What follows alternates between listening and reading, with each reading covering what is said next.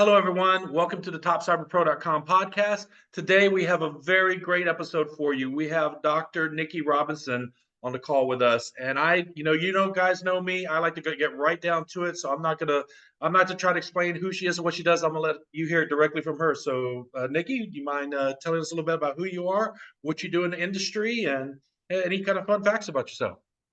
Absolutely. Yeah. So first of all, thank you so much for having me. I'm very excited to be here. Yeah, so I'm Nikki Robinson. I have a DSC in cybersecurity, a PhD in human factors, because I thought one doctorate is fun, two might be more fun. I'm not sure what I was thinking. So by day, I joke that I'm, a security architect. I am pretty much in the incident response, vulnerability management kind of space, but I also do a lot of architecture, innovation, that kind of work too. And then by night, I'm also an adjunct professor, a doctoral chair. I do research. So I kind of, do lots of different things in the cyber community. Wow. And we definitely appreciate folks and professionals like you that are doing tremendous work in industry, because it's folks like you that help propel the frontiers of cyber. And we're definitely going to talk about the human factors a little bit later. But I want to start right off because you're a published author and you have a couple books that, if you're a cybersecurity professional watching this podcast and listening right now or watching, you're going to have to try to get one of these two books. One of these two books is going to connect to your career. So the first one I like to talk about is the most recent one. It's called Effective Vulnerability Management. So could you tell us a little bit about, well, let's start off with why this book? Yeah, the why is probably the easiest question for me to answer because, even so my background is IT operations and I've been doing vulnerability management since being in, IT ops many years ago. And when I got into the cybersecurity space, one of the things that I really wanted to do was to make vulnerability management easier.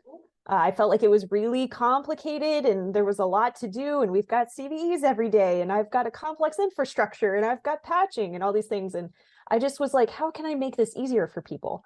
One of the other things I haven't seen over the years is a lot of really good literature in that space. There's been some updated books and some articles here and there, but we really don't see a lot being done in this space, at least until recently.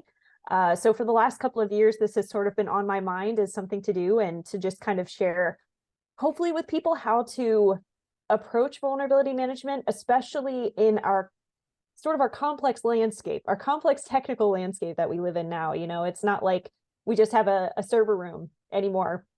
Usually we have at least one cloud space. We might be doing some type of data migration to the cloud. We might have multi-cloud infrastructure now. So there's so many factors to consider, and I felt like I wasn't really seeing a lot addressing that in our space. And so I wanted to really put together a lot of good information to help people either build a really good vulnerability management program or help mature what they've already got and just make their program even better.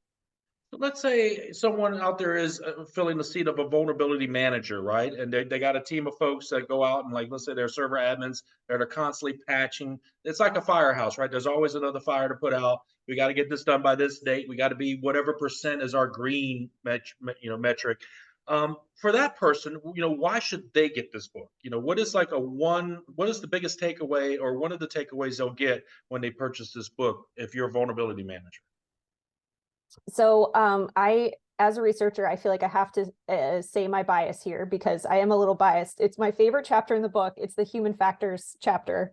But it's more about the human element. It's more about how do we address the actual people that are doing vulnerability management. And to me, that's, sometimes we look at vulnerability management as just technical controls or vulnerabilities. We're really evaluating the infrastructure. We're looking at all of those components. And sometimes we miss that something as simple as roles and responsibilities could actually really alleviate some of the potential, issues or areas of concern when it comes to time to remediation, how long it's actually taking us to patch these systems or how long it takes us to recover a system if a patch goes wrong, right? Like even something like that.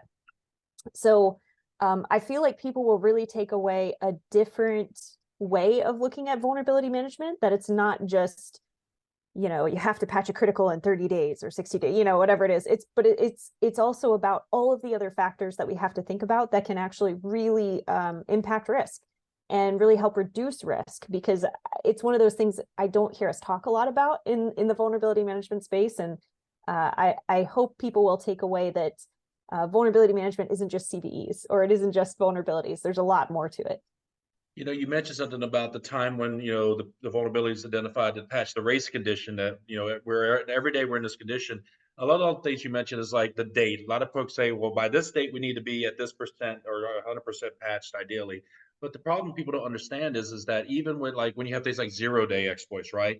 And you start doing research into advanced persistent threat groups, APTs, that are using all these techniques. If, for those that are familiar with the MITRE attack, I would wholeheartedly recommend Googling that and then learning about the attack navigator. But just the one facet of, you mentioned just patching software and applications is just one facet of vulnerability management. You still have infrastructure.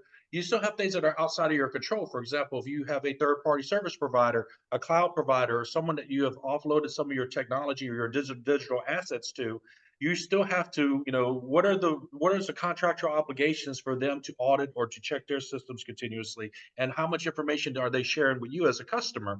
There's a lot of factors that are involved. It's not just always just the operating systems only and the apps. There's a lot of things, as you mentioned. It's a big enigma of a problem. So I guess if I could ask one more question for that, if there is one thing that executives or people that are the stakeholders of the company, meaning what is the question they need to be talking to their security operations teams or their vulnerability managers? What is the question that they should be asking as far as what your book gives that new perspective? And what is the question they should ask? Yeah, I think the biggest question to ask is, what is our problem statement? What is our biggest problem statement when it comes to vulnerability management? Because to me, one of the things I've taken from the academic space back into, what I do as a practitioner is the development and the crafting of a really good problem statement. Because what I learned on that journey was that crafting a problem statement isn't necessarily talking about a solution. We're not necessarily talking about what tool do we need, or do we need a different team, or do we need a RACI matrix? Sometimes it's more about understanding what the problem means to that team. So not what is the problem statement as an industry or even as an organization, but what is our problem statement as a team? Are we struggling with resources? Is our team frustrated and burnt out? Are we just can't keep up because, if we measured the amount of time that we spend just on remediation, maybe it's far too much. We don't have time for innovation and automation. Digging at what the real problem is and crafting a really nice problem statement, to me, I think that's the biggest thing that they could do, right? That's the biggest question they could ask themselves, and not just say, do we need a new tool? Do we need to try to replace something? Sometimes that's the answer, right? Sometimes that'll be the problem statement and you can totally go down that route. But sometimes it's friction between teams. Sometimes it's, tech debt that it's difficult to get rid of because you need to have these legacy apps. So I think digging at where the real problems are, instead of saying, oh, well, we've just got 10,000 vulnerabilities in the backlog, that's our problem. Well, it's not a problem. That's a symptom of what's happening, right? The 10,000 vulnerabilities is a symptom of that problem, but where did that problem come from? So exactly. I think that's the biggest question they could go back and sort of ask to help determine which path makes the most sense for them. And the thing you said there about the problem statement is huge, because the National Security Agency has their security engineering process. And part of that process, the very first step is you have to keep your problem space well defined and separate from your solution space. And you kind of hit the nail on the head. If you try to start off with the solution in mind, you're not servicing the real challenge of what your problem really is. And so I really love that. If we can jump over now to the other book, if you don't mind, you have another book called Mind the Tech Gap. So can you give us a quick synopsis of what that book is about? Why make that book? And again, what is the one takeaway that anyone that gets that book is going to get? Yeah, so the Mind the Tech Gap book for me was very much, it was something I had, literally the title of the book and the concept had been living in my brain for maybe 5 years before I wrote it. Have you been to London before? It's because, when you say the gap, right? Oh yeah, no, I haven't been, no, I haven't been over there yet. I'd love to though. It's a beautiful city. I've heard it's gorgeous. So no, when I was thinking about, so coming from the IT side, and on the IT operations side, you work with security, right? You work with security assessors, you work with auditors, maybe you work with security engineers, maybe you work with incident responders, whatever the situation might be. And one of the things I saw from the IT side was that there ended up being a lot of friction. It was almost like this friction between IT and security. And I didn't fully understand or appreciate it at that time until I got onto the cybersecurity side and saw that there was the same exact frustration on the other side. And I was like, oh, everybody's just frustrated with each other. And for good reason, right? Like maybe there's been a history of, kind of rough communication or, really tough problems that are difficult to solve. And so once I got on the cybersecurity side and started seeing the same kind of trends, I thought very much in the same way, what's the problem here? What is the actual challenge that I'm seeing? And really what I saw was, through a number of different things. Some of it is the different educational paths that we go on if you're going into IT or security. Some of it I felt like was tech focused versus, hey, we've got tech and innovation and engineering versus we have risks and threats and all kinds of things. We're looking at very different things, even though our goals are very much aligned. But we don't always see it that way. And so I wanted to write this book as a way to help sort of lay out where I felt like I was sort of seeing the groundwork for the problems that were being laid and how teams could go back to, whether it was an IT team or a security team or a development team, but to go back and say, ooh, are we seeing these problems? And is it actually impacting our risk? Because that's the biggest thing to me, is that if an email about vulnerabilities goes unanswered for a week, just because maybe someone doesn't like someone else, that's impacting risk. That to me is a risk metric I want to measure. So I was hoping to write that book to kind of look at the problem from a different angle, because I had seen some literature in this space. There's some good academic research out there on this, but I just hadn't seen anything that sort of laid down the, where I saw maybe there were some potential challenges and how we could hopefully address them. I love that how when you talk about the different perspectives of an IT team, where they're focused on operations and keeping things moving, and we just want them to do it securely, right? Because obviously, if there's a vulnerability that gets exploited and we have to shut things down, then it's a complete halt. Nobody's happy, in the worst case scenario speaking. But the whole difference of perspective with the IT versus cyber's perspectives, and then the perception of what each one is trying to do, right? And I think there's some good value into understanding the differences and understanding what the goals are. Like you just mentioned, we both have the same goal. We want the business to keep moving forward and keep operating. But obviously, cyber, we want to do it securely because our perspective is we're looking at the perspective of all the bad things out there. And for an IT operations, they're just looking at what's in front of them. We need to keep these boxes going, the links up, and the servers running. And so the different perspectives, but we're all here for the same mission, if you will, is to keep it going. The back to these two books. Where can people find these books? So for Mind the Tech Gap and Effective Vulnerability Management, are they? I'm assuming they're available on Amazon, but is there other websites and others places they could go get them? Yeah, so they're both available on Amazon and Barnes and Noble, and I'm sure that they're available on other platforms too, but I know at least those two big ones they're available. Okay. And anyone watching this, to save you the time, in the description below, I will put the links for Amazon and Barnes and Noble, depending if you're a Barnes and Noble customer. I'll put all the links for her books in the description below, so you don't have to do the Google search, and I'll take care of you. You mentioned something in a few minutes ago about different pathways to education, and that kind of brings me to my next topic I'd like to discuss with you. With every professional I have on the Top Cyber Pro podcast, I like for them to kind of share their story. So we want to kind of jump in the Wayback Machine and go back to when a younger Nikki said, "I want to do IT cyber." And if you wouldn't mind sharing that story, because when we're on this podcast, everybody sees us. We're already kind of level 99. We're at the top of our game or close to it, and we sometimes just sharing our stories of how we got started, because a lot of folks think I can't. I'm not a technical guru. I'm not computer savvy, and a lot of us didn't start off that way. And so, if you wouldn't mind taking us back to day one, where you were in life, and share your story. Yeah, absolutely. So I originally, when I started college, I was a psych undergrad. I wanted to study abnormal psychology. And so I sort of determined at the time I wanted to do online schooling, because I was like, you know what, I want to sort of start my career. I kind of want to work and do school, which at the time, was like, oh my gosh, online school, that is not going to work out. I was told that a lot, which is funny now. but yeah, so I was a psych undergrad and I started as an administrative assistant. I was, filing all kinds of documents, doing the tabs A to Z, lots of filing, lots of finance type stuff.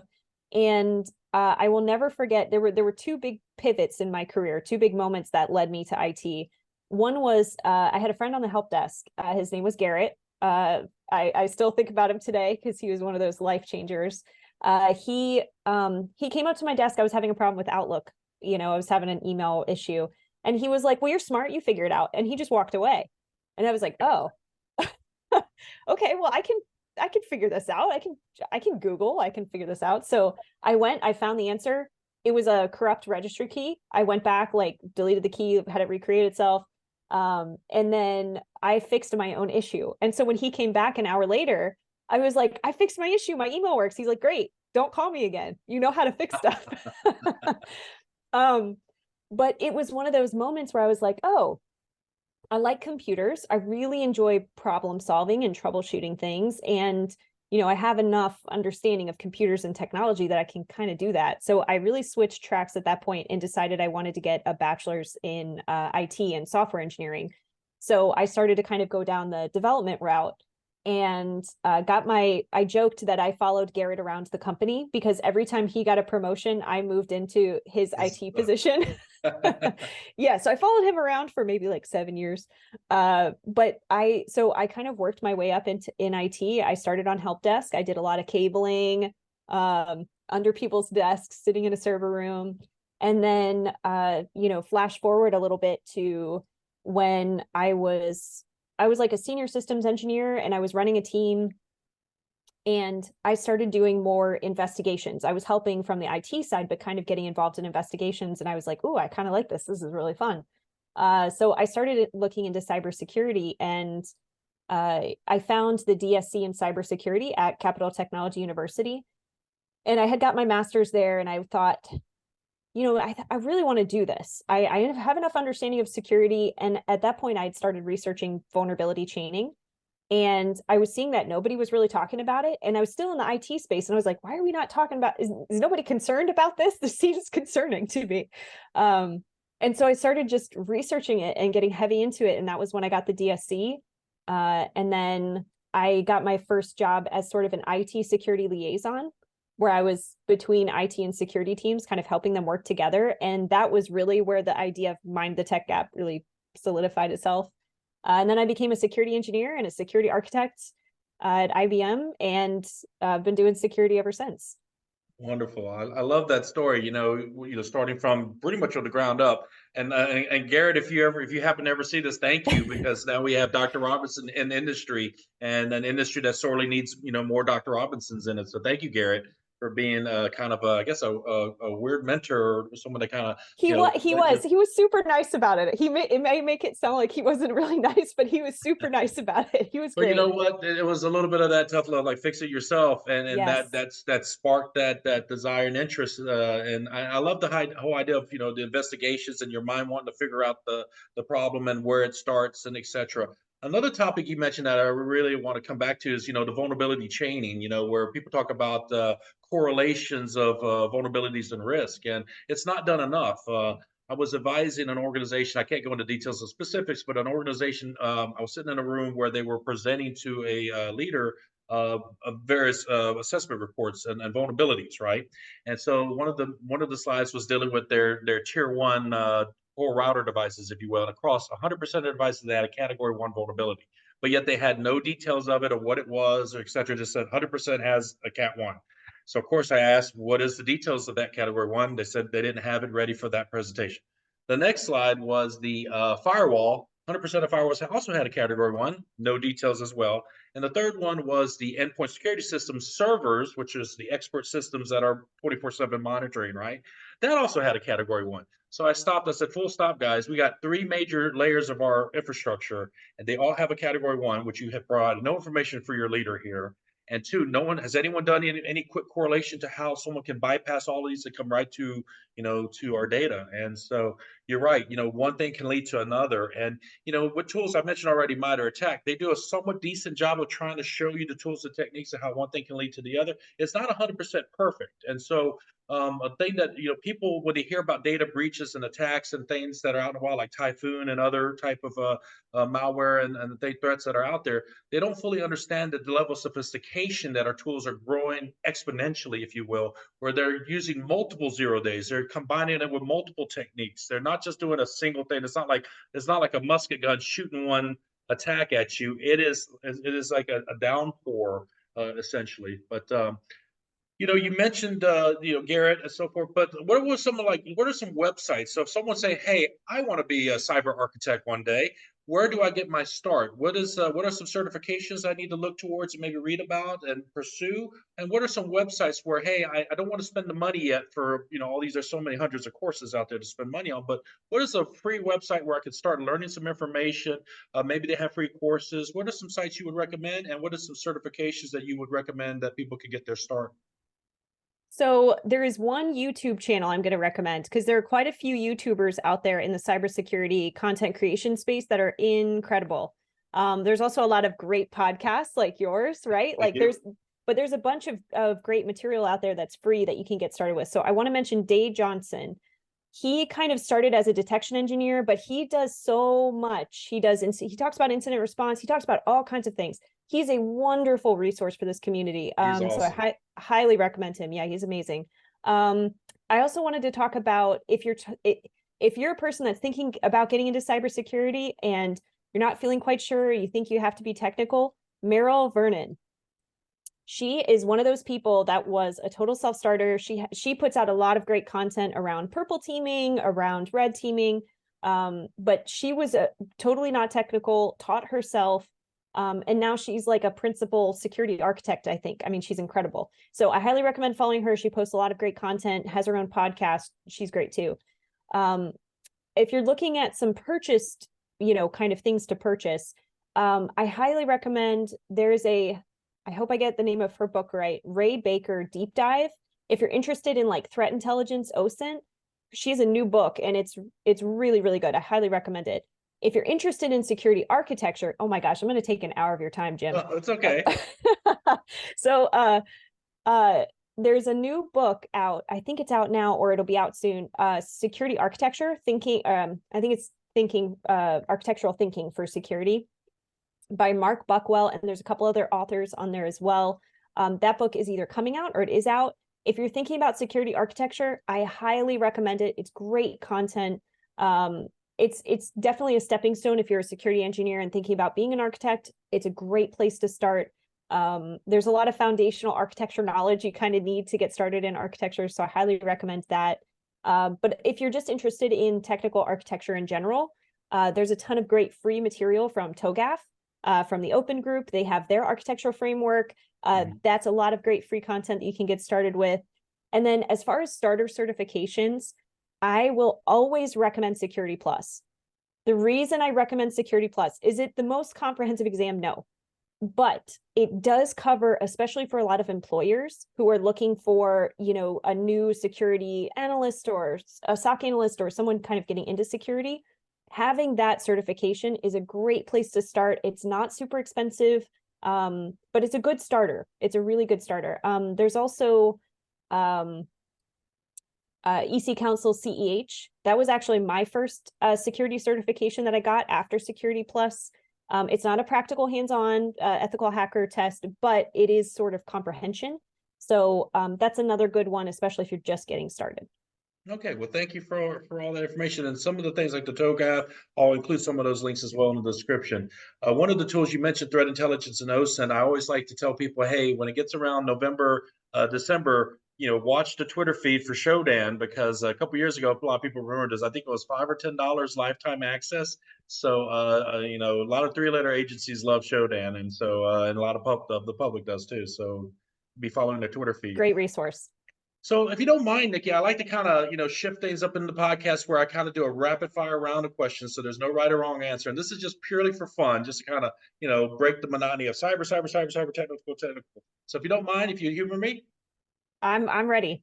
Okay, so as fast as you can answer, Star Wars or Star Trek? Both. Okay, I love them both. you love them both. Okay, is Yeah, a yeah. hot dog a sandwich? Yes or no? Yeah, it's a yeah. Yeah, Okay, it's it's between two pieces of bread, right? okay. Yeah. Cake or pie?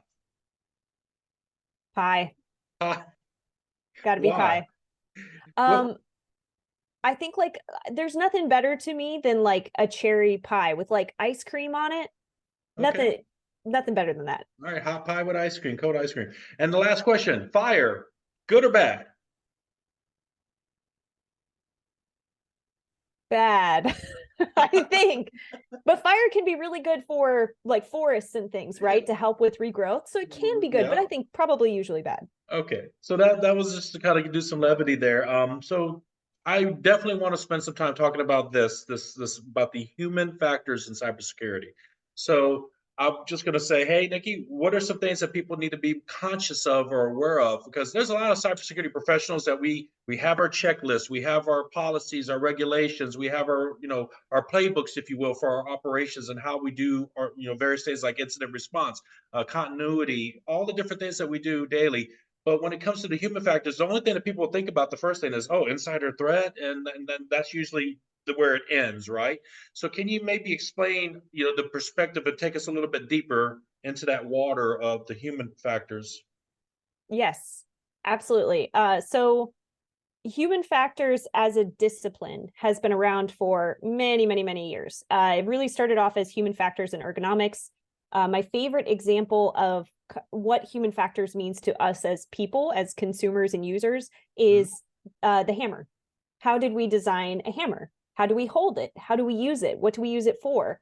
There's probably, I don't know, 30, 40, 50 different types of hammers, all for different types of uses, right? Like there's I don't know, ones with rubber mallets, there's ones that are meant for nails in your wall, right? So um but all of those, the way that those hammers were designed was for humans to hold to for safety, right? Like to protect them as they're doing whatever chore or task they need to do, but also to make them more effective, right? To do things faster, to be able to get something done quicker.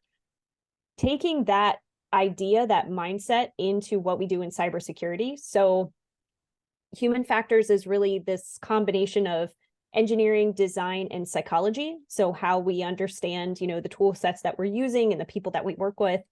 There's also a design and engineering element, which is why I like it so much when it comes to cybersecurity, because one great example is what does our tool stack look like? How many different tools are we using in our environment? Is it 50? Is it 70? How many dashboards do our SOC analysts have to look at? Is it 20? That's a lot of cognitive, workload that we're having to do every time we're context switching between different dashboards and looking at different types of alerts.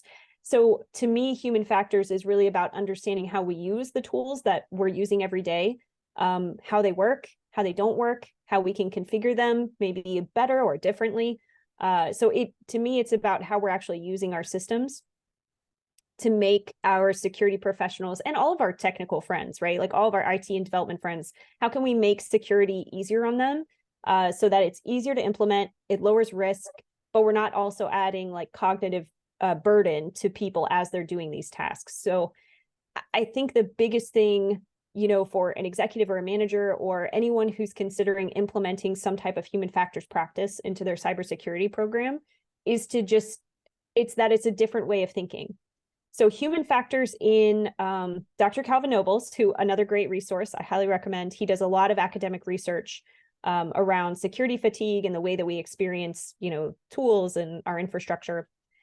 Human factors is heavily used in the airline industry, right? For pilots. So how they actually use, and actually pilot a plane. One of my favorite facts from him is how pilots are able to call in and say, I don't feel good. I cannot pilot a plane today. And there is no repercussions. They're like, yep, we'll call you in 24 hours and see how you're doing. There's no repercussions for saying, hey, I mentally can't bring it today, or I mentally am not able to perform a duty where, maybe there's 250 people on a plane that are relying on me, their safety, right? And I can't do that today. Same in the medical fields, right? A surgeon, a doctor, if they are not up to performing a surgery, it's like, hey, reschedule.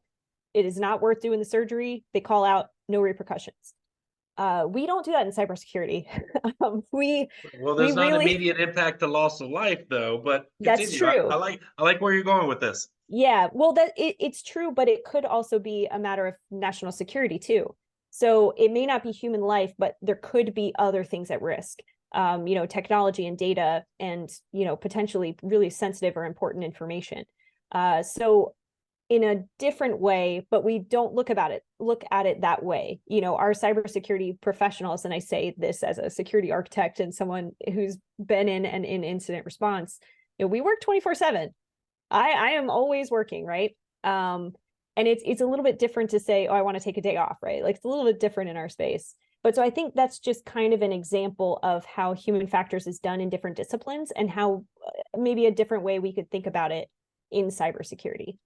I think that's a very good perspective, and managers should take that in consideration, because what's been in the news a lot for the past since COVID, really, a lot of emphasis on burnout, IT and cyber burnout, where professionals are just that it's nonstop, and eventually every human being has their limits where, and even if they're not necessarily reached the point of complete burnout where they shut down, as human beings, we sometimes get complacent. We sometimes, let things slide because, oh well, I got to take care of this fire. This one could burn a little bit longer, and but in this time, in the past 2 or 3 years, we've seen the prevalence of living off the land attacks. We've seen more and more sophistication and multi-layered and multifaceted attacks that it's getting to a point to where, yes, we have AI, and we're going to have a plethora deluge of AI solutions coming out in the next several years to augment and to support cyber in this growing threat, if you will. But you touch a big point there about how managers need to be more in tune to the operations and then the stress that it could cause,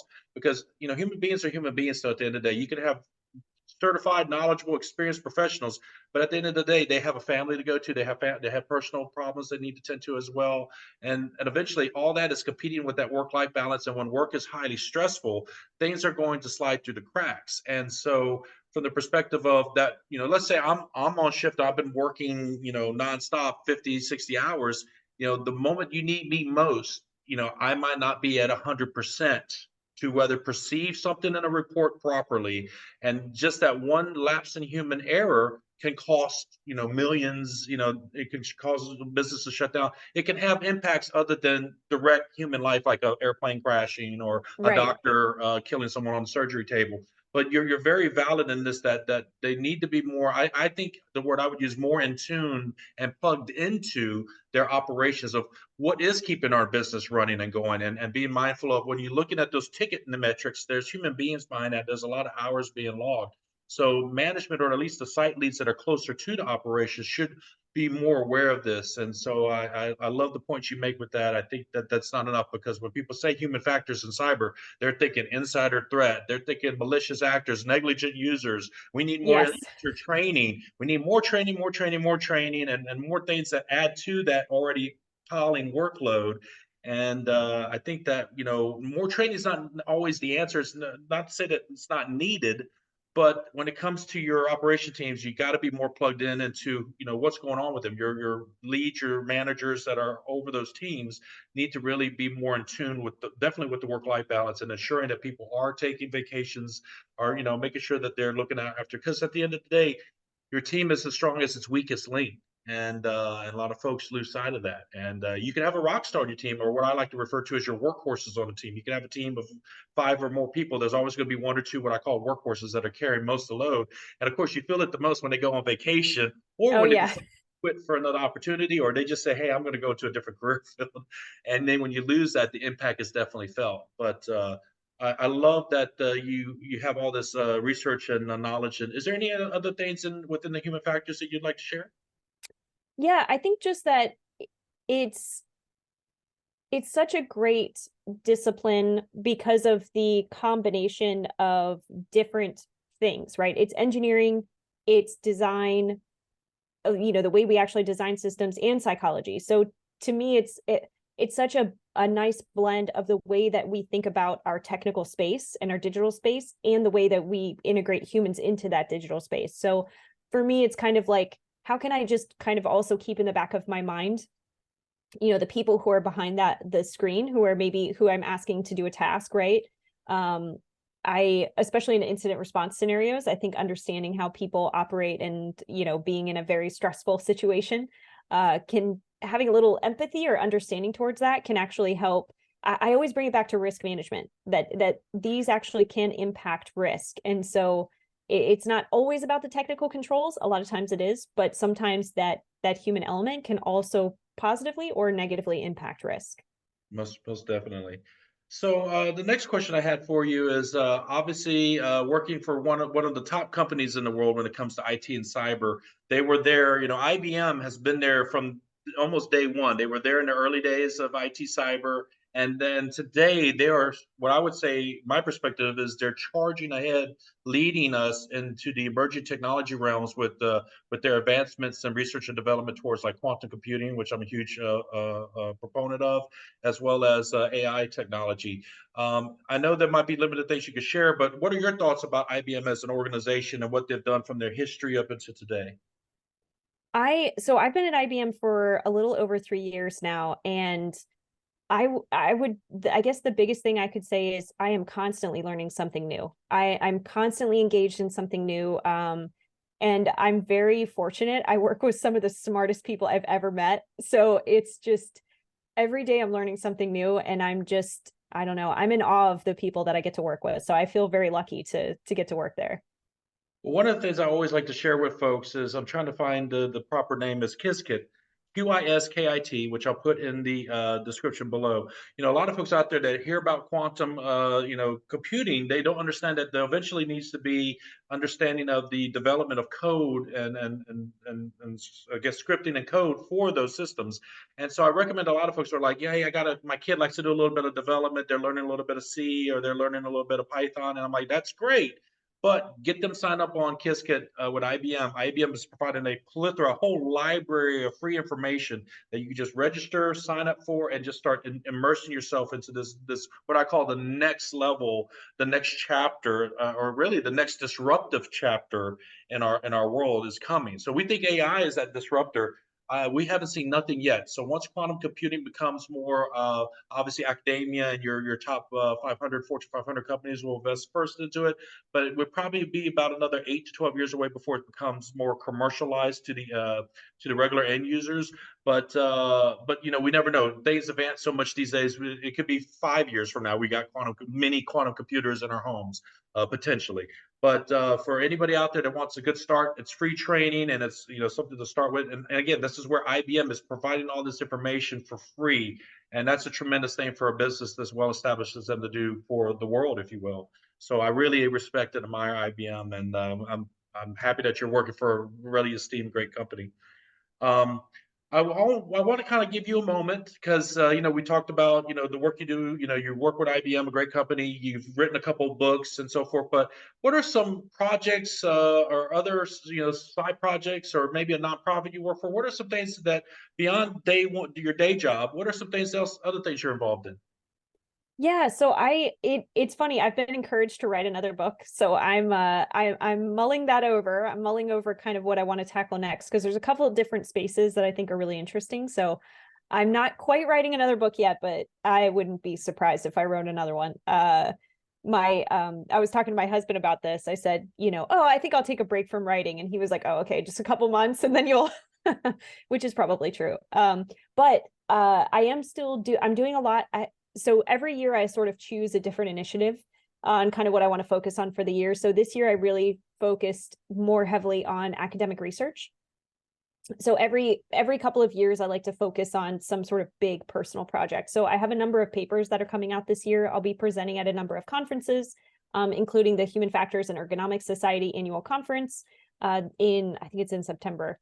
I'll be there. So I've been focusing more in the academic space this year. So probably next year I'll bring the wheel around to more writing. But I also am the assistant director for the Center for Women in Cyber. I've also been helping out with the Uniting Women in Cyber group, two big groups that I have so much respect for. The Center for Women in Cyber is at Capital Technology University. Really, what I love doing there is mentoring And it's not just women, really young people, right? Like anyone who's interested in getting into cyber coaching, offering, opportunities for internships or just connecting them with people, right? Even if it's just networking. It's one of the things that I love to do and just kind of get to do for fun. So I've been doing that with CWC, and the same for Uniting Women in Cyber. They have their annual conference coming up in October. I'll be there. It's a great opportunity to, again, connect mentors with mentees. They do a lot of great opportunities and workshops for people who are interested in technical leadership too. So we unfortunately we don't have a lot of female executive technical leaders in this space. So sort of helping bring people up and even be interested in leadership, right? Like something they may not have even be considered doing before. But yeah, so that's where I spend a lot of my volunteer time, is kind of with those two organizations. But I also help out with like IST Squared and InfraGard. I was with InfraGard for many, many years, helping out the Maryland chapter. So yeah, so I like to volunteer and spend my time, but those are the two big organizations I've been working with. Okay. You mentioned, putting off maybe writing a third book. When I wrote my first book, I thought that, that would probably be it. And then it became a 4-book series. You mentioned, your work with women in cybersecurity. My books were, I was a single parent for 17 years with 2 daughters. And I wrote a character that was a combination of both my daughters. So it was to get girls, especially young girls, but young children, inspired and motivated to stick with STEM subjects. And it has a focus on mathematics. The series, kind of my Gandalf is Archimedes, who's the pre-calculus, father pre-calculus, and then I have like Pythagoras and other ancient Greek mathematicians are my wizards in my series. And that series is now in 90 something countries. I have over 100 publications now. So the fire of wanting to create and produce content, it never goes away. Once you got it, after the first one, I thought I would Yeah, you be got the bug. but I've been really proud of that. Another thing you mentioned is, different topics. I've been, I think, 7 years now. I've got so many projects on the back burner in various draft stages. And one of them that I think I might finish for cyber is, for about 7, 8 years, I've been sitting on the art of war in cybersecurity, where I take Sun Mm. Tzu's teachings and apply it to the modern day landscape of cybersecurity. And it's about 60%, but it's one of those things that's always a work in progress. But anyhow, I do want to just remind everyone all the things we discussed about. And Nikki, any links that I forget, please feel free to send to me. I'm going to put them in the description below. But last and not least, how can people that are watching this, that's been amazed by everything they've heard so far, how can they continue to follow you in your wonderful career? When you mentioned more academia papers coming out, because they want to be able to know about it. How can people keep track of what you're doing in the industry? Yeah, I'm a heavy LinkedIn user. You can find me on LinkedIn, Dr. Nikki Robinson. I was telling Jim, I'm a paranoid cybersecurity expert, so I only have LinkedIn. But that's the easiest way to find me. Please feel free to message me, say hello, connect. I'm always happy to talk about certifications or education or things you're thinking about, you want to talk about. Happy to chat about that. But that's probably the best way to get to me. Awesome. And I'll also put her LinkedIn in the description below. So, Dr. Robinson, Nikki, thank you so much for sharing, answering all the questions, sharing a wealth of knowledge. At the end of the day, we're just people that started off just like you watching or listening to this at home. We started off, I started off waiting tables. I was a waiter in one of my first jobs. And, none of us had that lottery win where some CEO said, you need to be my CIO instantly. It didn't happen like that. It wasn't poof. But what I will say about cyber, it's one of the fastest career fields where you can advance rapidly. I've seen people that I've mentored within less than a year and a half go from making 40 something thousand in another career field to making 65, 70,000 in 18 months. And he just recently got a secret clearance. So obviously the sky's the limit for this gentleman. But it's possible to get into cyber, get a lot of this free training that's free, costs you just your time. And if you can read and comprehend, you can do it too. And within 1, 2, 3 years, you can find yourself in a great organization, maybe one just like IBM or another wonderful organization that needs more cybersecurity folks. So, Dr. Robinson, thank you so much. And we look forward to having you back in the future on the Top Cyber Pro podcast. Awesome. Thanks for having me, Jim. All right. Thank you.